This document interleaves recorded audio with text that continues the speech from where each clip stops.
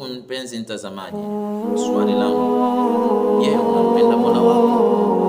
Je, unampenda Allah? Je, unamsikiliza Allah?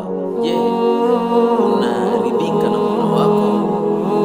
Kwa sababu Imam Malik anasema ya kwamba man ahabba Allah, yeyote anayempenda Allah tabaraka wa taala anatii. Sasa je, ndugu yangu Muislamu, ni mangapi Allah subhanahu wa taala anatuamrisha ili tufanye? Ni mangapi ambayo Allah subhanahu wa taala anatukataza na akatukataza na akatukataza na mpaka leo tunaendelea kufanya?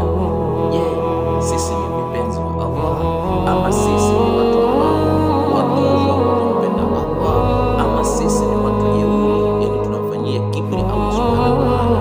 Ndugu zangu Waislamu, kwani tunajua ya kwamba pumzi zetu hatujajitia sisi wenyewe, manake hatujajiingizia katika mili yetu hizi pumu, na mwenyewe mtengenezaji muumbaji ambaye ni Allah subhanahu wa taala, kwani yeye ndio mwenye kucontrol, kama vile ambavyo unavyomuona driver na control barabara ya kuwapitisha abiria, basi pia Mungu anatucontrol waja wake, namna gani anavyotuendesha, namna gani tunavyomsikiliza, na abiria akisema, driver akisema kwamba jamani, gari nalisikia ndio kwamba alipo sawa fulani, na wanadamu wanasema wale abiria wanasema ya kwamba tumesikia tumesikia driver, unaona. Kwa hiyo gari linasimamishwa, watu wanashuka, wanatii amri ya driver. Kwa nini sasa Mwenyezi Mungu Subhanahu wa Ta'ala